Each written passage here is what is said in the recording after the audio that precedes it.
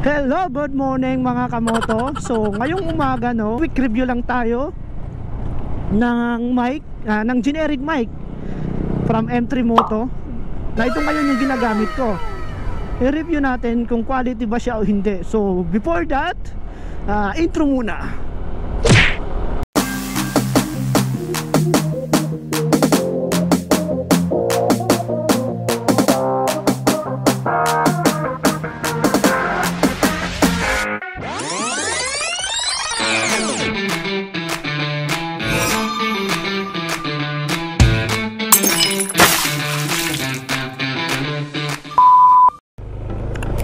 So magandang umaga sa inyo mga kamoto. So ngayon, trabaho na naman. So mamaya or sa Sunday pala, Saturday, ay magre-review tayo ng ating mic, generic mic galing kay M3 Moto. Shoutout sa'yo M3 Moto.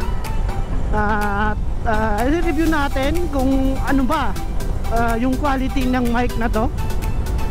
Actually ito ngayon yung gamit ko, yung mic ng M3 Moto.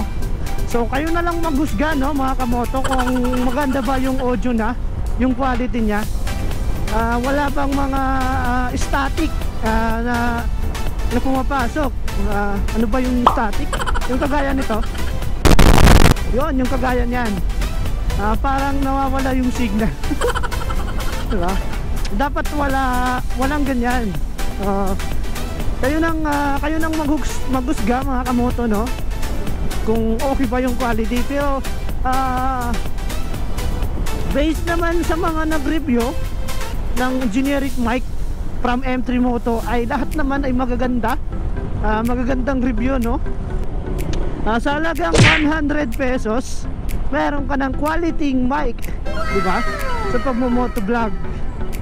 Pagkakaalam ko kasi nito, talagang sila mismo, siya mismo si M3 Moto yung gumagawa nito. Kumbaga DIY lang niya. Yun yung pagkakaalam ko. Yun nga, titesting natin kung gaano ba kalinaw yung quality niya.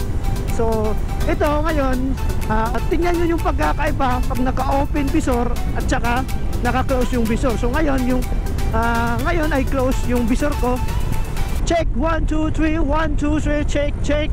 Kayo nang umusga kung gaano kalinaw yung audio niya kapag naka-close yung visor.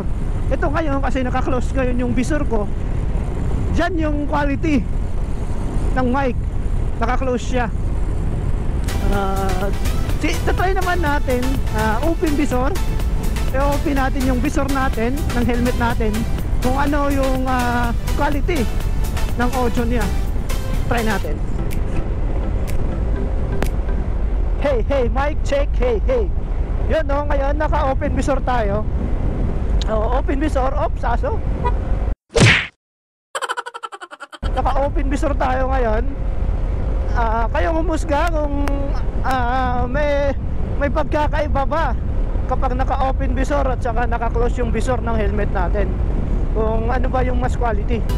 Meron kasing mga mic talagang kahit pag naka-open visor siya, yun yung pumapasok yung mga static, yung mga wind noise. Syempre hindi natin maiwasan yung wind noise, diba? Hindi yan maiwasan yung wind noise kasi nasa biyahe tayo.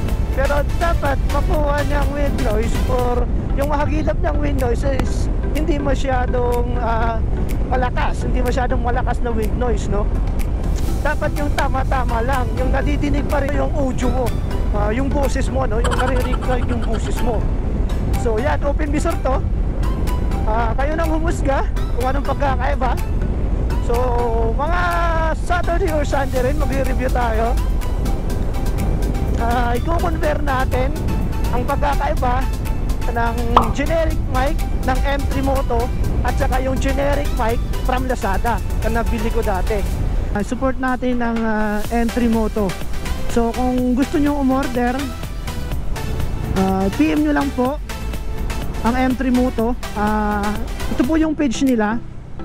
Yan po yung page nila. Tsaka nasa description yung link kung saan tayo bumili. Yung link na yan ay yan yung M3 Moto. para meron na kayong quality mic. Gawang Pinoy pa, di ba? DIY lang to ng M3 Moto eh. Support local ka nga. Yan lang mga kamoto, yung quick review natin ng generic mic from M3 Moto. Shoutout sa'yo M3 Moto. Shoutout nga pala sa mga kaibigan ko dyan, no? Sa mga sumusuporta sa ating munting vlog. So shoutout mga kamoto, ito lang masasabi ko. Ride safe and peace.